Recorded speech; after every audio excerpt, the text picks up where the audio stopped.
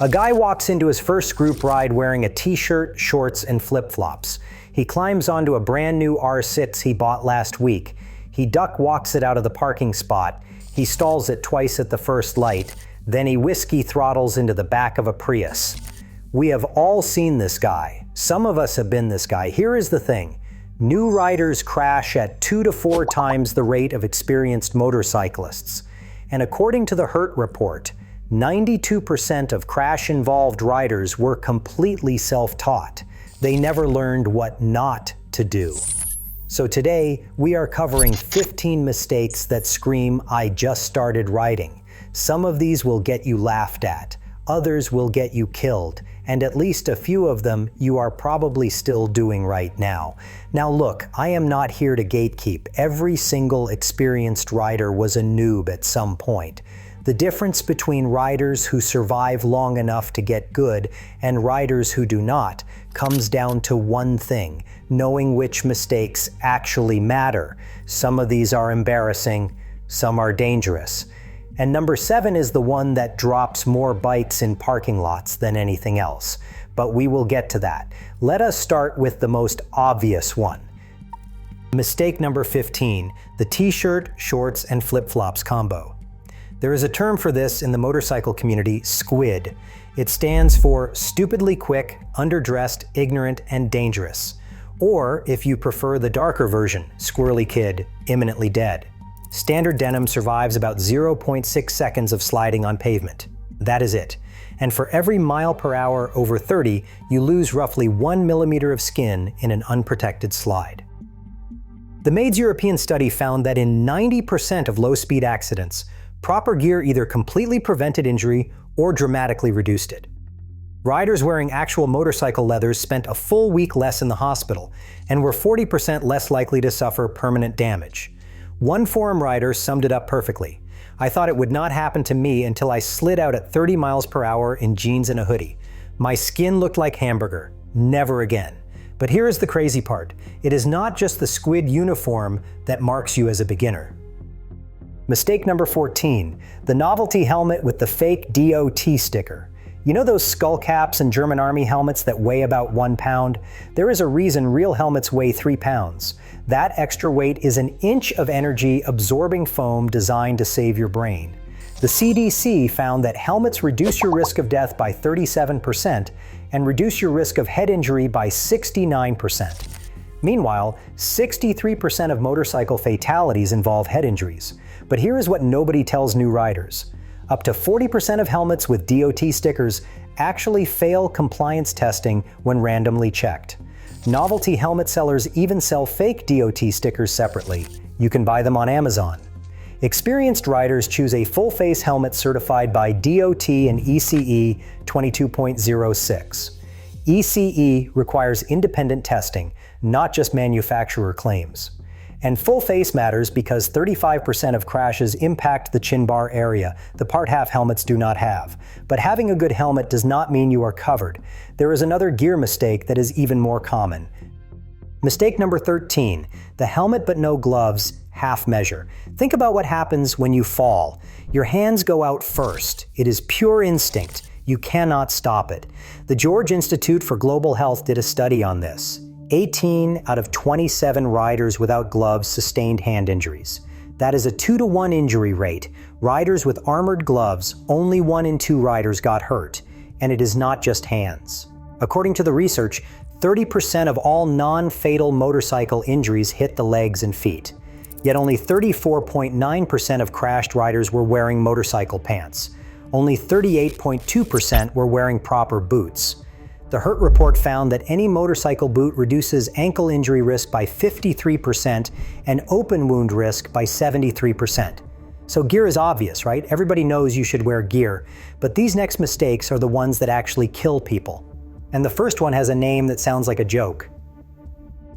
Mistake number 12, the whiskey throttle. The name comes from watching drunk riders lose control, but you do not have to be drunk to do it.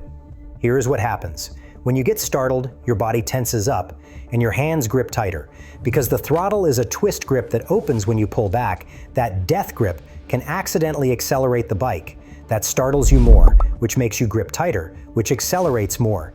This is how people loop out backwards or plow straight into whatever they were trying to avoid.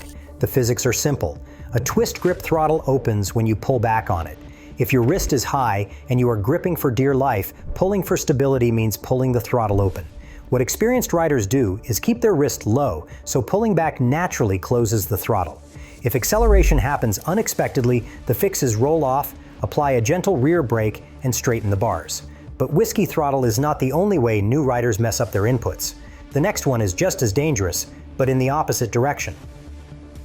Mistake number 11, grabbing a handful of front brake. In a panic situation, beginners snatch the front brake lever. The front wheel locks and they go down.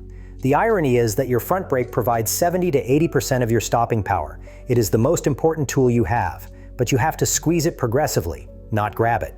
The Hurt report found the most common crash pattern was slide out and fall due to overbraking, specifically skidding the rear wheel while underusing the front. So what is the technique? Squeeze, do not grab. Apply light pressure first, then quickly build to maximum. This gives the tire time to load up and develop grip. Here is a critical detail. If your rear wheel locks up and starts sliding sideways, keep it locked. Do not release it. Releasing a skidding rear wheel that is out of line causes the violent high side crash. That is the one that catapults you over the handlebars. Speaking of corners, the next 3 mistakes are what put riders in ditches, guardrails, and oncoming traffic. Mistake number 10, target fixation. Your motorcycle goes where you look. This is not a suggestion. It is physics combined with psychology. Stare at a pothole and you will hit the pothole. Fixate on the guardrail you are afraid of and you will meet the guardrail. World War II fighter pilots first identified this phenomenon when they flew directly into their bombing targets. One rider training site describes it perfectly. You see a huge pothole ahead. You start focusing on it to avoid it. That focused concentration sends you right into it. The fix sounds simple, but it takes practice. Look where you want to go, not where you do not. Point your nose toward the exit of the turn, not the hazard. Use peripheral vision to track dangers without staring at them. But target fixation usually happens because of another mistake that comes right before it. Mistake number 9, rolling off the throttle mid-corner. Keith Code, who literally wrote the book on motorcycle cornering, calls this survival reaction number 1. When a corner feels scary, beginners instinctively chop the throttle. That is exactly the wrong move. Here is the physics. When you roll off the throttle mid-corner, you shift 70 to 80% of the bike's weight onto the front wheel. But that front wheel is designed to carry only 35 to 40% of the weight while cornering. Suddenly, it is overloaded. The bike stands up and runs wide. That is usually when target fixation kicks in. You stare at whatever you are about to hit, and the bike follows your eyes right into it. What experienced riders do is complete all significant braking before entering the turn. Then maintain at least a maintenance throttle through the corner. Slight acceleration keeps weight distribution at 40% front, 60% rear. If you are going wide, the fix is not chopping the throttle. The fix is more lean through countersteer. Push harder on the inside bar. But even if you nail the throttle and look through the turn perfectly, you can still screw it up by rolling off the throttle mid-corner. Mistake number 8, turning in too early. Almost all riders who crash on bends turn in too soon. When you hit the apex early, your trajectory points toward the outside of the road. That's where oncoming traffic lives, or cliff edges, or guardrails. To stay in your lane, you have to lean more after the apex, right when you should be unwinding. The correct line is outside, inside, outside. Enter wide, apex late, exit wide.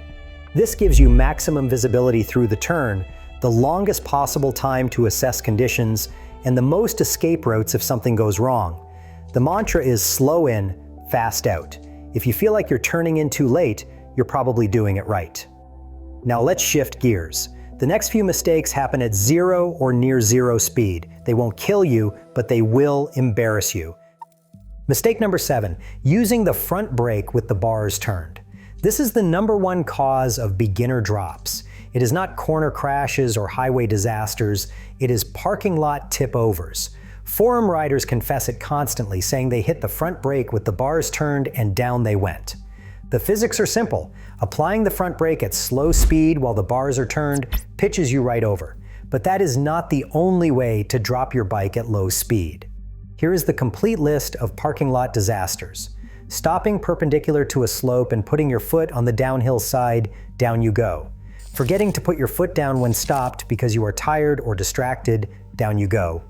Starting on a steep incline and rolling backward, down you go.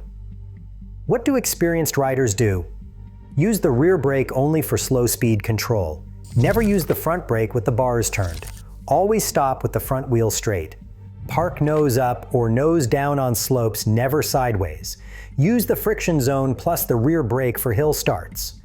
But there is an even more embarrassing low-speed mistake that screams noob from 100 feet away. Mistake number 6, duck walking the bike.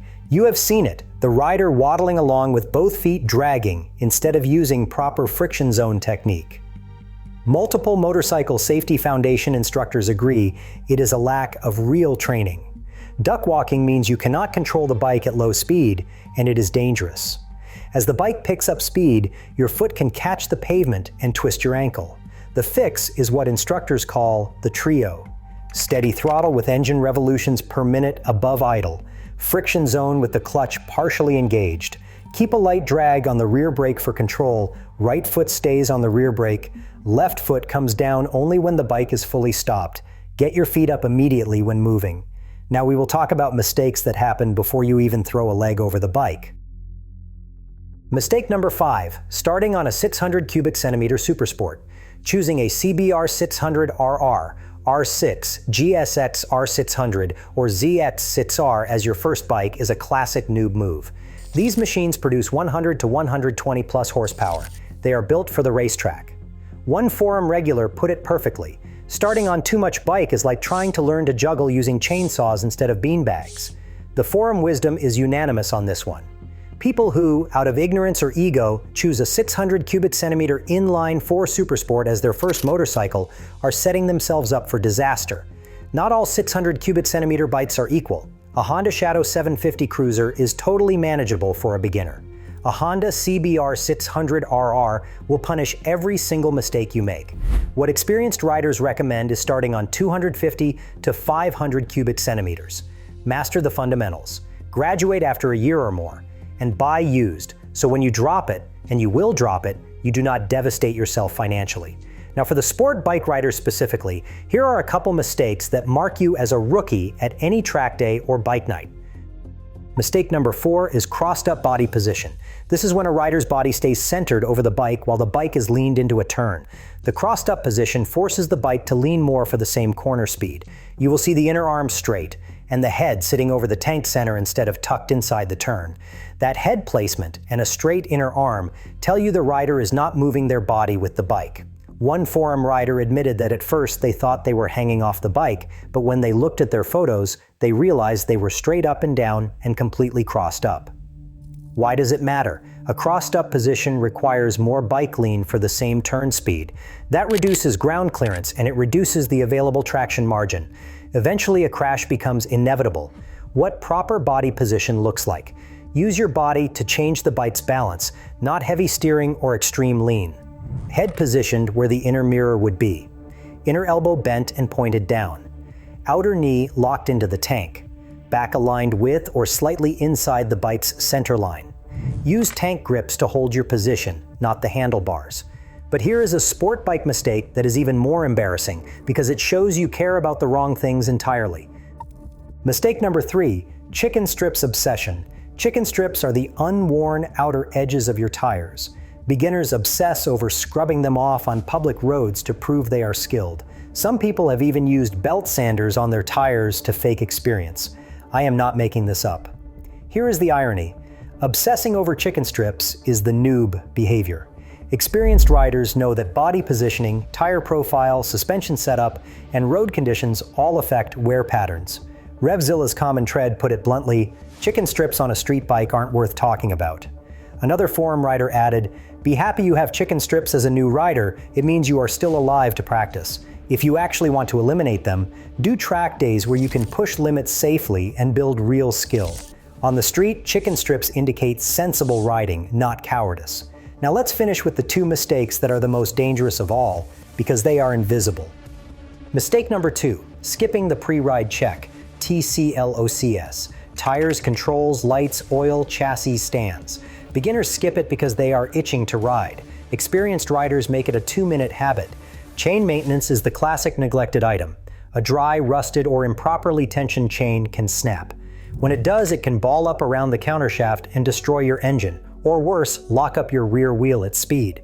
Castrol and Motorist both recommend cleaning and lubricating your chain every 300 to 600 miles, or immediately after riding in wet conditions.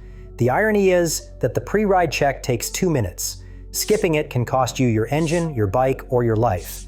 But there is one final mistake that kills more riders than any mechanical failure ever could. Mistake number 1, overconfidence after passing the Motorcycle Safety Foundation course. The Dunning-Kruger effect hits hard with motorcycles. After a few incident-free months, riders start believing their skill is 9 out of 10, when it is actually closer to 3 out of 10. This is exactly when single vehicle crashes happen. One instructor with 20 years of experience and 300,000 miles admitted he committed nearly every mistake at some point due to complacency, overconfidence, or a complete lack of awareness. Here is the stat that should humble everyone. Nearly 50% of motorcycle crashes are single vehicle. That means half the time there is no car to blame, no oil on the road, no deer jumping out, just a rider who lost control on their own. The Hurt Report found that more than half of accident-involved riders had less than 5 months' experience on that particular motorcycle. Riders who learned from friends or family were 2 to 3 times more likely to crash than formally trained riders. What experienced riders do is ride at 70 to 80% of their comfort zone. Take advanced training after 3 to 6 months. Practice emergency maneuvers regularly, because the moment you think, "I've got this figured out," is the moment you are most dangerous. Look, every single one of these mistakes is fixable. Gear is a choice. Technique can be learned. And overconfidence can be beaten with humility and practice. The riders who survive long enough to become experienced are not the ones who never made mistakes. They are the ones who made small mistakes, learned from them, and never let ego convince them they were better than they actually were. If you are new, consider yourself a noob, and you will live to see another day. If you have been riding for years and saw yourself in any of these, the same advice applies. That is it for this one. If you want more content like this, subscribe. And if you have a noob mistake I did not cover, drop it in the comments. I will see you in the next one.